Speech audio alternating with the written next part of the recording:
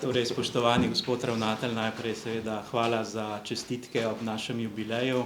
Spoštovane kolegice, kolegi, novinarke in novinarji, veliko veselje mi je, da nadaljujemo z dogodki o praznovanju naših pomembnih obletnic, ne samo 100-letnice, ampak tudi 400-letnice visokošolskega izobraževanja. Jaz bi mogoče sebe malo težko dejansko štel za soavtorja te knjige. Mislim, da je glavni poudarek seveda na zgodovini, monografiji o zgodovini Univerze v Ljubljani. Profesor Repe je seveda opravil tukaj pomembno delo in pa seveda izredno pomemben je tudi ta filozofski pogled glede našega delovanja v preteklosti. Moja naloga je bila pa seveda malo pogled v prihodnost oziroma kako vidim razvoj Univerze v Ljubljani v tem naslednjem stoletju. Dejansko smo tudi pri obeležitvi teh dogodkov nekako izhajali iz tega, da do vrhunca, to je bilo v decembru, se mogoče precej oziramo tudi nazaj, govorimo o tradiciji, ampak v tem drugem delu, se pravi v prvi polovici leta 2020, se bomo pa tudi večkrat ozrli v prihodnost naprej, kaj nas čaka, kam gremo, kakšen je položaj Univerze v Ljubljani, ne samo znotraj nacionalnih okvirjev, ampak seveda tudi globalno. Pri tem pregledu bi mogoče izpostavil nekaj stvari, ki so tudi nekako navedene v tem mojem delu, krajšem delu znotraj same monografije. Začel bi najprej z mlado generacijo. Seveda, če govorimo o mladih, so najbolj mladi študentje. Tukaj se lahko začne razprava o tem, kakšna bo vloga študentov v prihodnosti oziroma sploh študija. Danes na splošno velja, da se študira, ko smo mladi, potem postanemo alumni in seveda poskušamo nekako ohranjati stik z našo univerzo.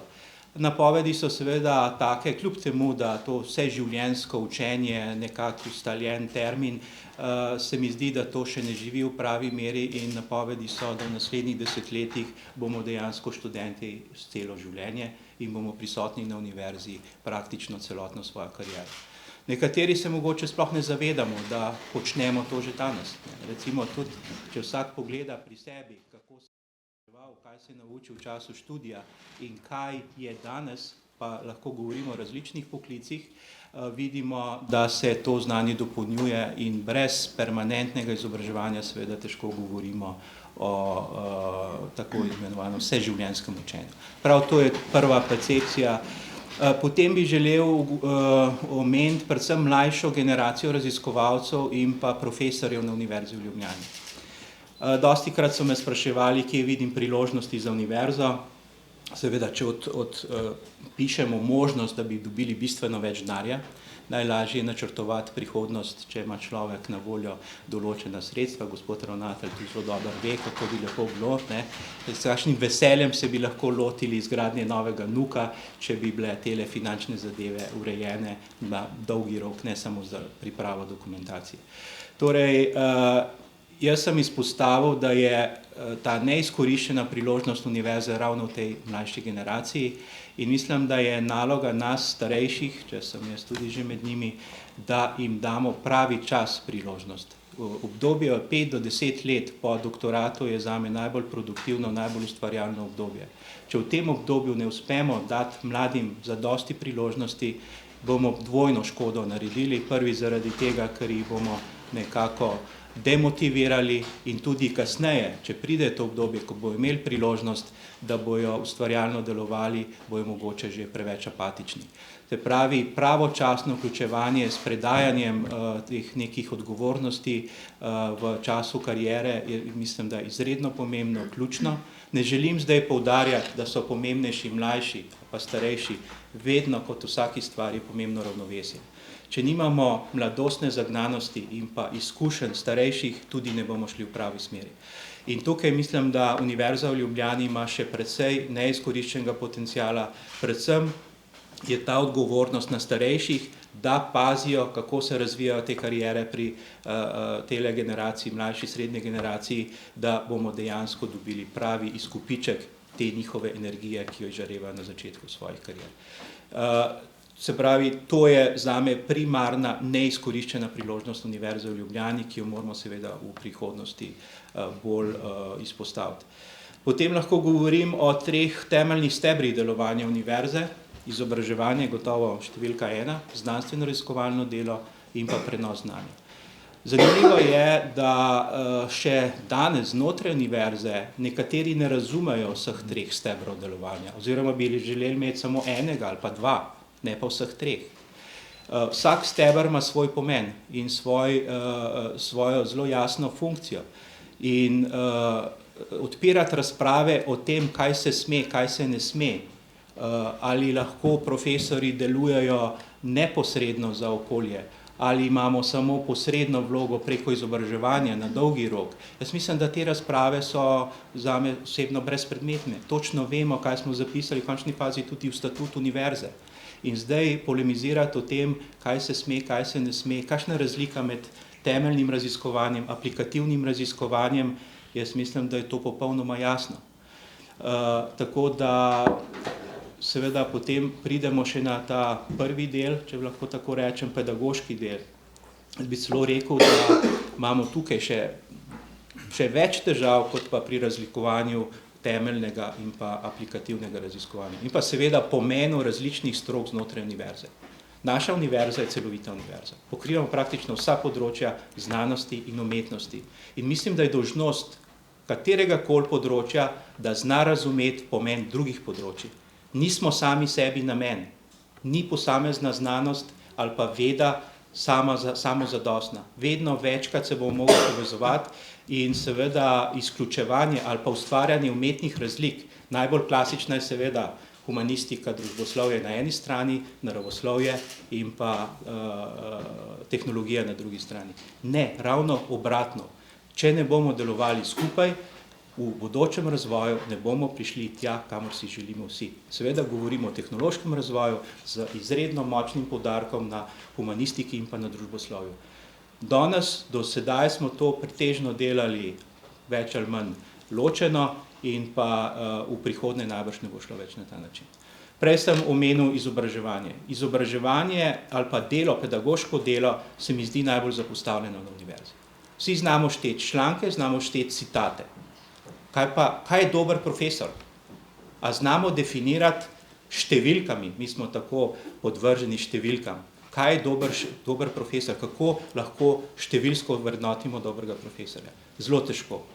In vesel sem, da smo zdaj v zadnjem letu pripravili seznam nekih aktivnosti, ki bi jih moral profesor nekako jim moral slediti in na podlagi teh aktivnosti, to so opisne zadeve, ne gre spet za bibliometrično prikazovanje uspešnosti profesorjev.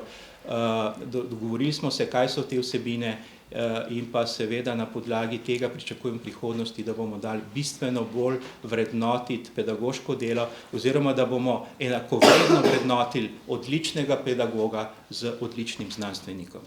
Danes imam občutek, da če si dober kot znanstvenik, si zvezda lahko, če si dober kot pedagog, nekdo ob strani stoji in čaka, a mu bo kdo priznal to, da je dober, da je delal več študenti, ali bomo samo gledali tiste, ki imajo dokazano številkami neko uspešnost. Pomembna je seveda spet ta povezava, dostikrat govorimo o tem, kaj je vloga rednega profesorja, bi še eno habilitacijo vpeljali. Sem rekel, profesor je osnovna kvalifikacija, da gremo prosto v predavalnico. In dokler ne dosežeš rednega profesorja, moraš najbrž na 3 različnih področjih ali pa na vsaj 2 področjih pač nekaj pokazati. Ko pa si redni profesor, moraš biti pa nadpovprečen vsaj na enem področju. Vsaj na enem področju. Ne pa, da greš v sanatorij potem. Se pravi, je precej izzivov, da ne bom predolg, omenil bi še samo položaj univerze v družbi. Vsi vemo, da je Univerza v Ljubljani svojo zgodovino bistveno prispevala k razvoju slovenske družbe v preteklosti, ne govorimo samo o zadnjih 100 letih, lahko bi šli še nazaj, in dejstvo je, da bo ta vloga postala še pomembnejša v prihodnosti. Kako samo znanjem? Kaj ima Slovenija kot potencial? Znanje. Vse ostalo je pač naravnih danosti, imamo seveda lepo okolje, lepo naravo, lepo deželo, ampak nimamo nekih naravnih dobrin, da bi to izvažali In brez znanja bomo težko šli ob bok najbolj uspešnim državam. In žalosti me dostikrat, da ne znamo tega prepoznati. Jaz lahko rečem, da vsi naši uspešni strokovnjaki, ki so šli v tujino, nikoli niso imeli težav zaradi tega, ker so izhajali iz Univerze v Ljubljani. Kvečjemu je bila to prednost. So pa dokazali v tujini, kjer je pač drugačna organizacija, da znajo to znanje bistveno bolje uporabiti, kot ga pa znamo mi tukaj v Sloveniji. In še enkrat pozivam, znanje je prihodnost Slovenije in pozivam našo družbo, da ga izkorišča v veliko večji meri, kot to počnemo danes. In pa še beseda glede vključenosti v globalne tokove. Univerze že dolgo niso več nacionalne inštitucije. So nadnacionalne inštitucije. Univerza v Ljubljani je v prejšnjem letu postala koordinatorica ene izmed odobrenih evropskih zvez. Utopia je akronim naše povezave. In jaz sem že napovedal pri pripravi nove strategije Univerze v Ljubljani, od leta 2021 naprej, bo to do 2027 ali 2025, se bomo še odločili. Jaz ne vidim te nove strategije brez sodelovanja s temi univerzami, ki so v naši povezavi. Se pravi, delujemo izven naših okvirjev, nekateri se že bojijo, kaj to pomeni, kaj so te nove bodoče zveze. Jaz sem izredno previden v napovedih, da bi kdo rekel, da je to nova univerza, recimo, ki bo sestavljena iz 6 obstoječih univerz.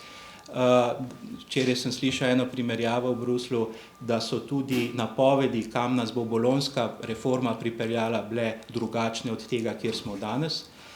Tudi pri bolonjski reformi je bilo veliko skepse, nekateri so bili absolutno proti. Če pogledamo bolonjsko reformo, smo danes nekje vmes med tistimi, ki so bili absolutno proti in tistim, kar smo dejansko želeli doseči. In jaz tudi pri teh evropskih univerzah, univerzitetnih zvezah vidim priložnost, predvsem zaradi tega, ker so geografsko uravnotežene te zveze in mislim, da je eden glavnih problemov Evropske unije ravno to neravnovesje med manj in bolj razvitimi članicami Evropske unije. Če ne bomo to uspeli, te razlike zmanjševati, se potem najbrž nima smisla čuditi glede novih populizmov, glede novih trenj. In tudi včeraj smo se pogovarjali na Evropski zvezi univerz, kako se boriti proti populizmu. Najbrž ne s populizmom, ampak z vzroki, ki so pripeljali do populizma. Če ne razumemo vzrokov, se bomo težko borili proti populizmu, gotovo pa ne z argumenti, ker jih populizem ne upošteva. Torej, nekaj iztočnic je bilo podanih, ampak mislim, da je danes en poudarek na zgodovini, na tem, kaj smo ustvarili v zadnjih 100 letih, tako da bi jaz zaključil in pa seveda predajam besedo. Vidim, da kolegu Repetu. Hvala lepa. Torej, najprej se moram zahvaliti vodstvu univerze, prejšnjemu in sedanjemu, da me je izbralo za avtorja zgodovine univerze ob tej častitljivi obletnici. To mi je v resnici v čast. Zahvaliti se moram seveda tudi vsem, ki so kakorkoli prispevali k nastanku te knjige, tako v slovenski kot angleški izdaji. Ne bom našteval vseh, ker so zapisani v kolofonu knjige. Posebej bi se zahvalil le Primožu Vitezu, kolegu z fakultete, za vztrajnost pri pripravi publikacije in Boštjanu Botasu in Jerneju Kejžarju z Akademije za likovno umetnost. Ona dva sta poskrbela, da je ta knjiga poleg vsebine, ki vas bo, upam, vsaj večino zadovoljila, dobila tudi vrhunsko umetniško oblikovanje.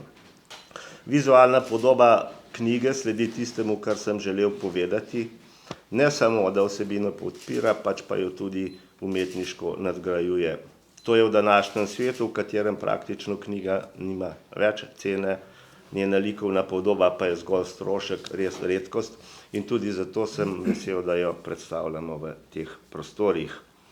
Zahvalil bi se tudi Davidu Lajmonu za ne samo izvrsten prevod, pač pa tudi koristne pripombe, s katerimi je veliko pomagal, da je besedilo razumljivo tujemu bralcu. Nam se je seveda zelo težko nekako utopiti, razmisliti, kaj neka beseda pomeni v tujem svetu. O Univerzi v Ljubljani in njenih fakultetah so bile doslej ob različnih obletnicah izdane številne publikacije, ki so tematiko obravnavale z različnih zornih kotov. Mnoge so dostopne tudi na spletni strani univerze.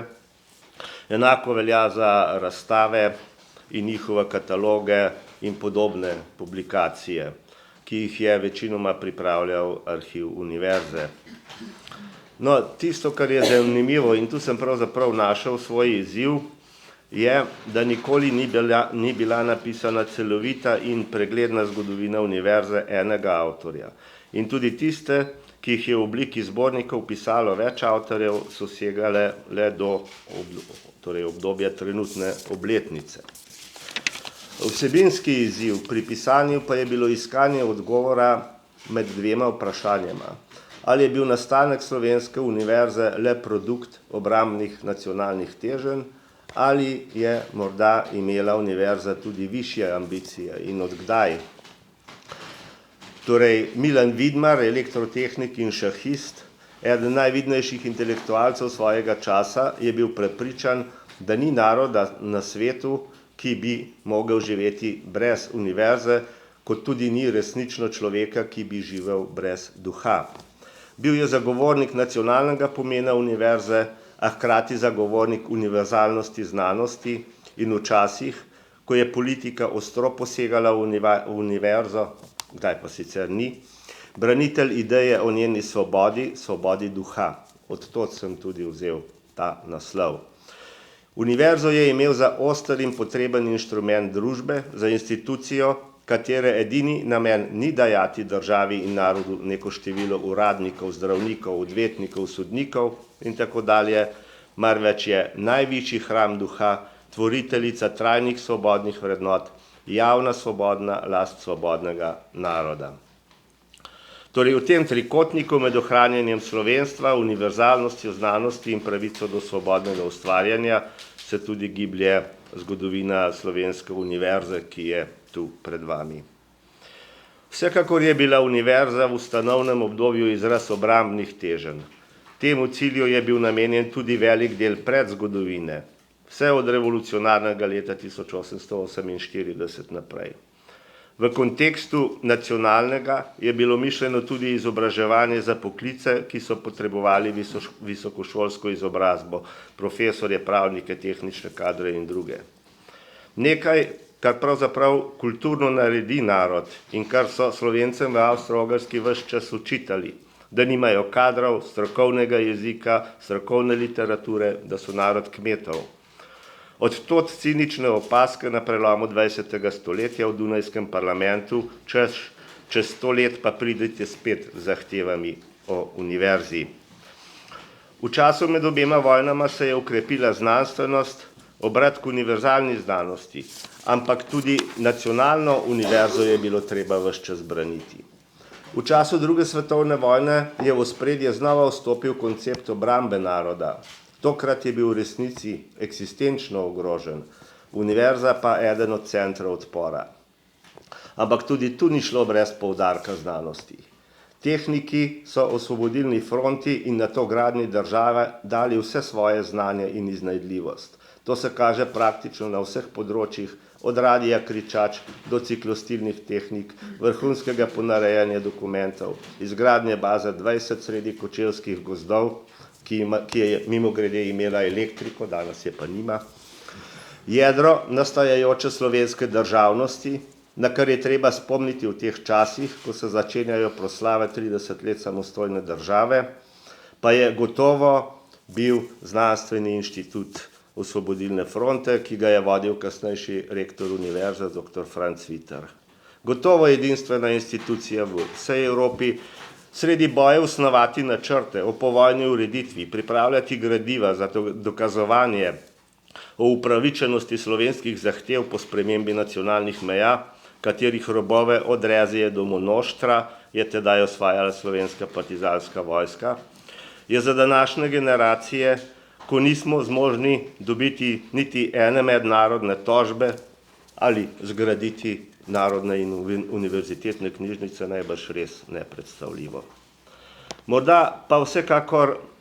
Moram pa vsekakor omeniti tudi umetnost, kar velja sicer za celo 20. stoletje.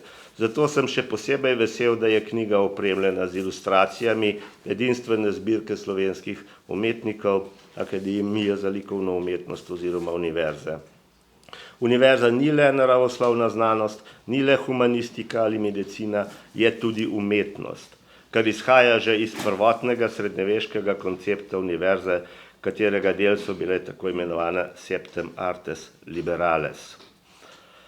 Seveda je idealizirana definicija univerze, recimo Willisa Rudija, da je ključna institucija zahodne civilizacije, ki ustvarja njene najbolj izobražene ljudi, prenaša in bogati učenje, oziroma je mehanizem za prenašanje dediščine zahodnega tipa civilizacije v veliki meri idealizirana. V stvarnosti so univerze proizvod vsakokratne družbe, v dobrem in slabem. Včasih jo potiskajo naprej, dostikrat so lahko mehanizem za izvajanje njenega razvoja. Tudi pojem univerzitetna avtonomija ima v različnih obdobjih različen pomen. Avtonomija pa je bila in je, kot veste, pogosto zlorabljena tudi od znotraj. Tu Slovenija pač ni izjema. Po vojni univerza ni bila več ogrožena, začel se je njen vzpon. Naravoslovni, tehnični in medicinski del je šel v koncept socialistične ureditve družbe, humanistični je bil vedno malo sumljiv in tudi uporniški.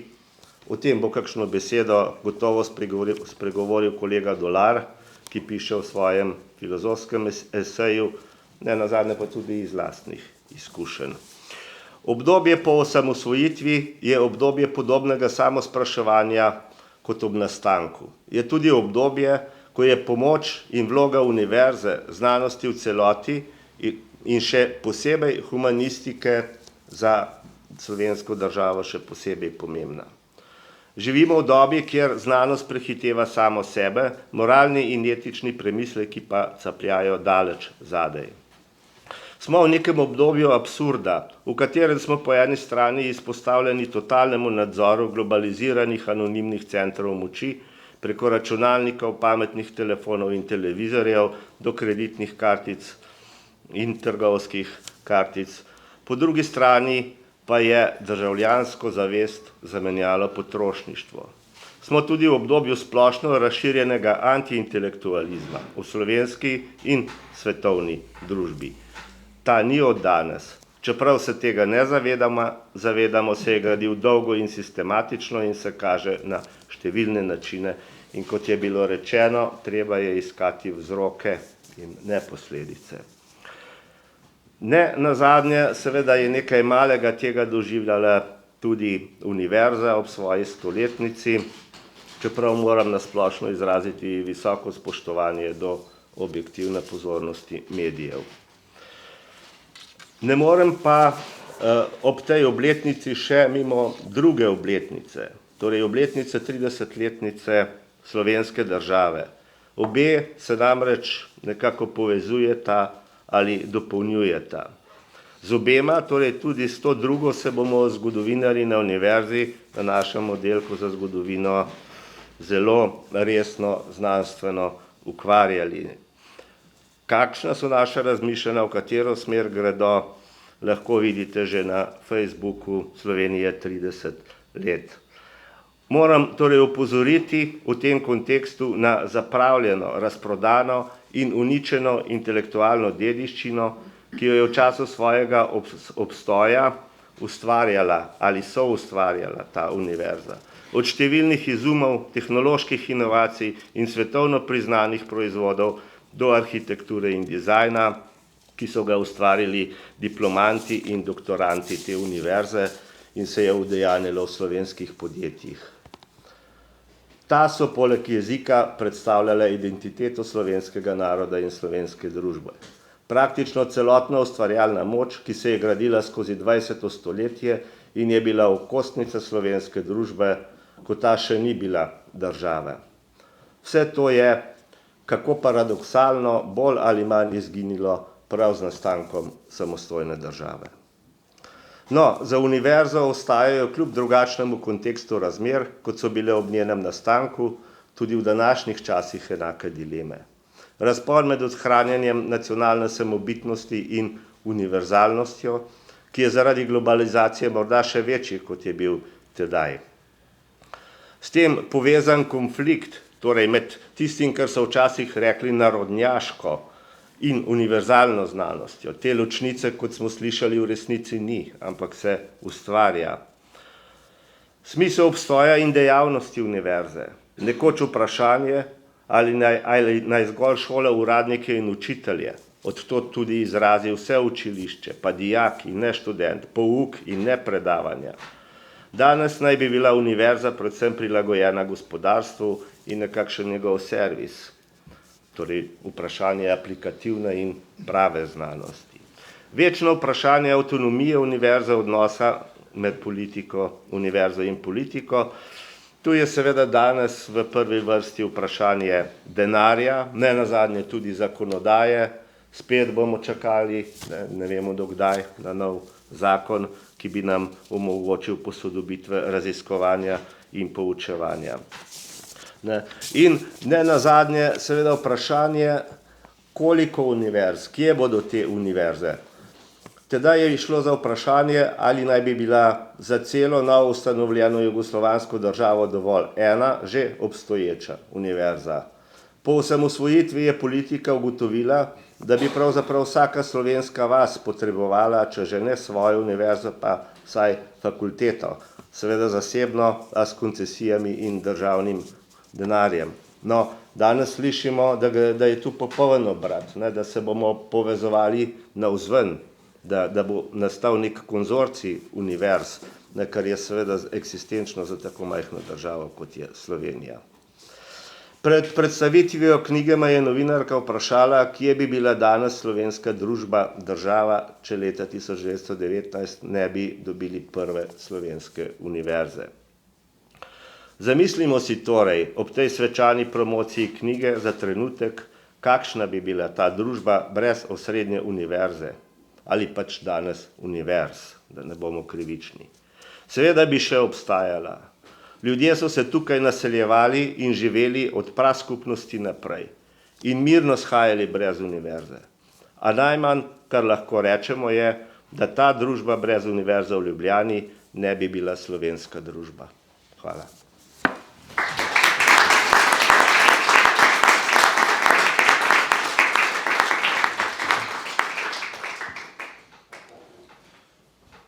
Še jaz rečem par besed. Najprej, res mi je bilo veliko čas, da so me povabili k sodelovanju pri tej publikaciji. Moj prispevek je po eni strani namenjen temu, da predstavi neko stališče humanistike, družboslovja, filozofije. Sam sem pač po profesiji filozof. Ampak po drugi strani sem nekako malo izkoristil tudi ta prispevek, da bi reflektiral neko stališče svoje generacije. Jaz sem se upisal na filozofsko fakulteto jeseni leta 1969, v letu, ko je Ljubljanska univerza praznovala svojo 50-letnico. In šele v povabilu za ta prispevek sem se pravzaprav nekako malo zavedel, da celotna moja akademska kariera sovpada za polovico zgodovine Ljubljanske univerze.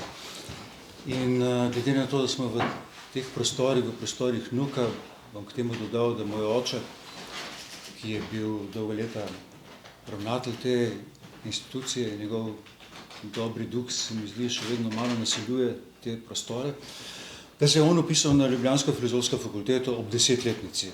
Ob 10-letnici leta 1929 ustanovitve univerze, tako da nekako Ljubljansko univerzo imam v svojih delih.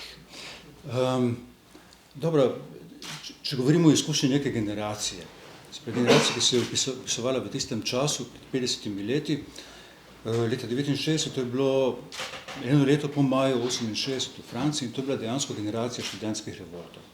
Spomniti se moramo, da je bila maja leta 1971, je bila zasedba filozofske fakultete, sam sem bil eden od akterjev tega dogajanja in pripadam skratka neki generaciji revoltov, ki so se takrat dogajali po vsem svetu. In nek občutek, ki je navdajal nas takrat, to generacijo, je, da smo del nekega velikega globalnega dogajanja. Študentske univerze so bile neke nevralgične točke, neke simptomalne točke premisleka tedanje družbenosti in naša Ljubljanska univerza je bila absolutno del tega globalnega premisleka. In seveda so ta študentska gibanja postavljala svoje politične in socialne zahteve, ki so bile različne v različnih državah, v Ameriki, protest proti vietnamski vojni, recimo bil nek velik sprožitelj.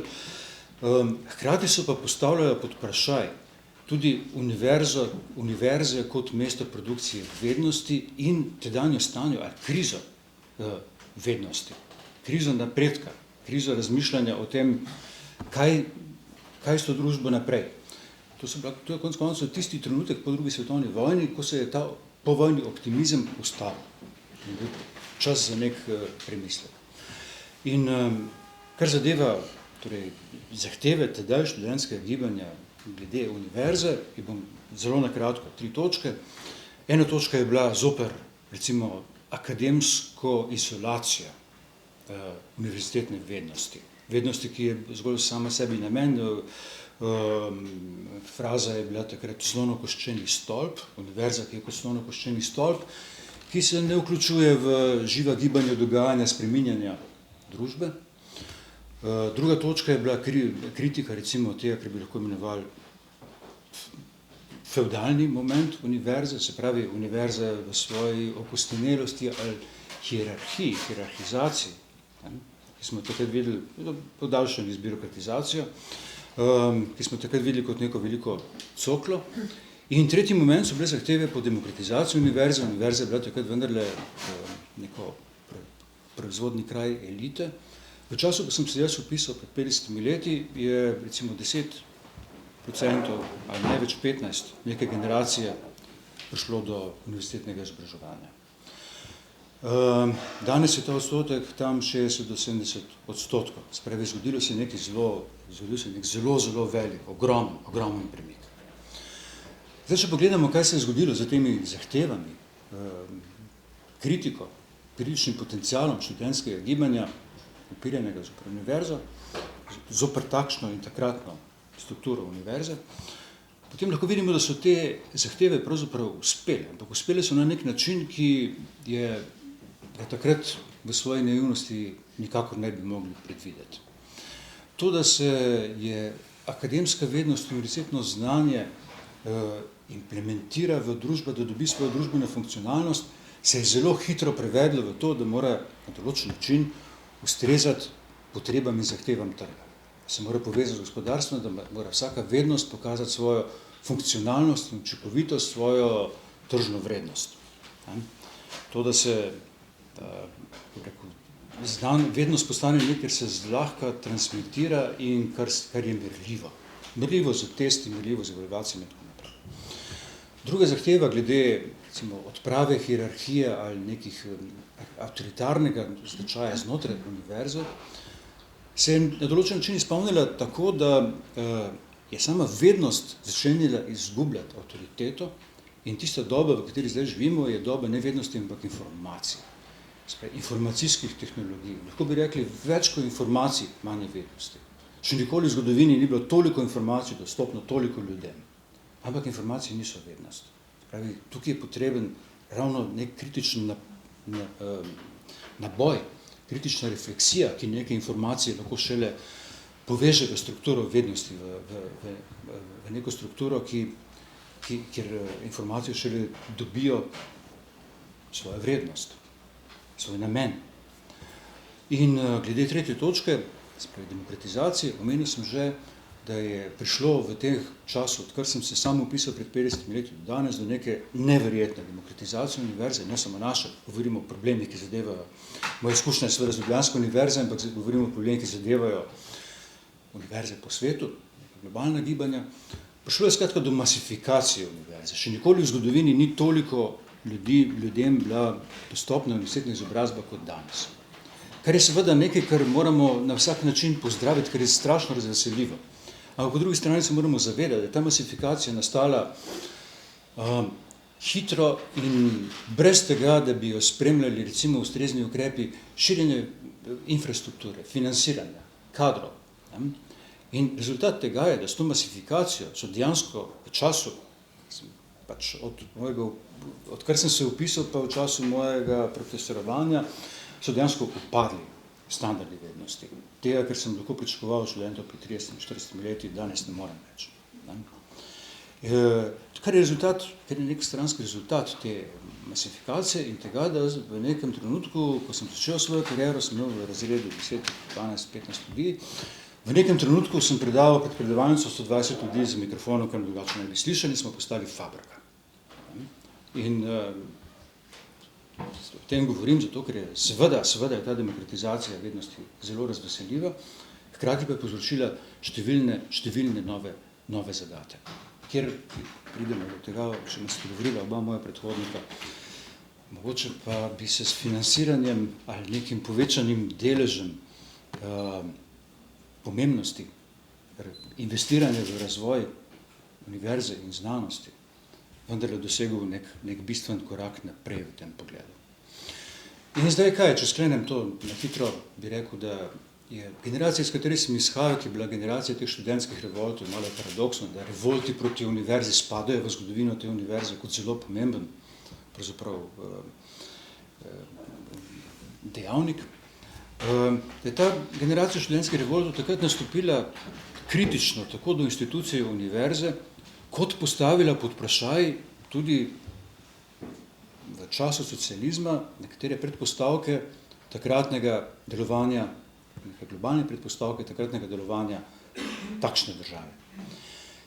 In želel bi si, da bi ta kritični duh, rekel sem, da so te zahteve takratnega gibanja vendarle postale na določen način realizirane, ampak realizirane tako, da so povzročile številne nove zagate.